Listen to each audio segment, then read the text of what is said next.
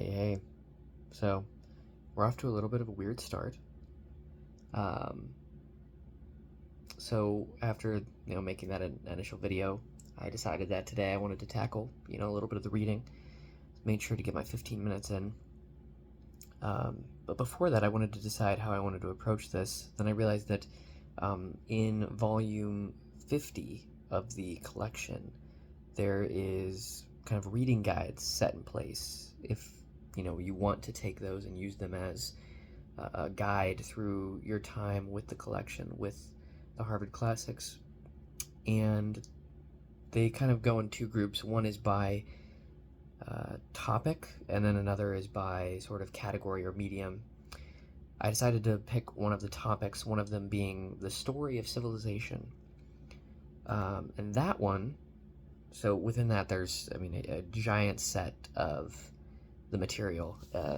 It takes you through a large majority of the pieces that concern themselves with history, and not just explicit history like history works, but works that place themselves in history or have to do with historical moments and characterize the age which they're telling about, even if they're made much further down the line, like poetry from Byron describing the Greeks, for example.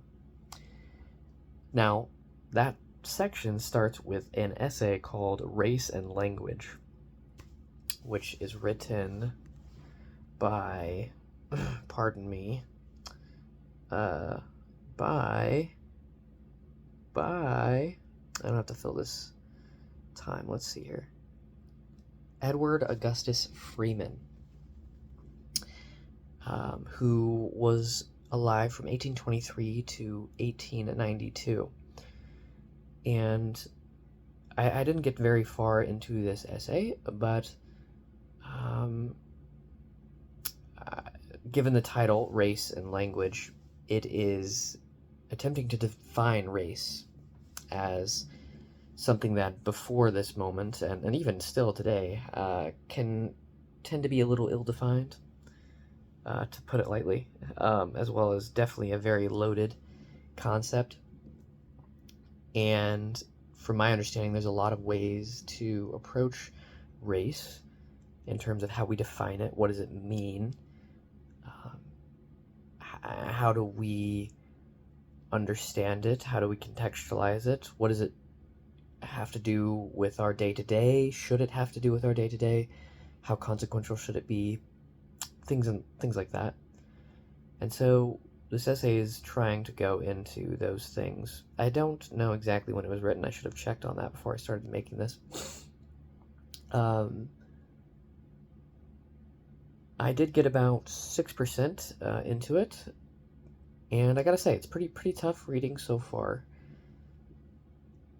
You sort of feel like you're just kind of dropped in the middle of things. He references some historical material that I am not familiar with. The first situation he brings up is these Hungarian students giving sort of a ceremonial sword of some kind to an Ottoman general in the present day, in his present day. This story is taking place. And to him, this seems like an odd event, as historically these two groups did not get along with one another. And he speaks specifically of a group called the Magyars, which I've never heard of in my entire life. I'll have to look that up after this. And that's where my eyes started to glaze over, because he uses the term Magyars probably 15 times, or 10 to 15 times in those first few pages. I'm reading on an ebook, so I'm going to use percentage a lot more than page count. But yeah, a lot of terminology like that is very tricky to understand if you don't have the historical context. So that was pretty rough, but I've tried to soldier on, and I think I've now gotten to a part where things kind of broaden out and open up a little bit and use more common terminology that I'll be able to understand just innately, albeit probably still with difficulty in terms of how he uses that terminology and how he continues to build this case for what race is and what we ought to do or think about it.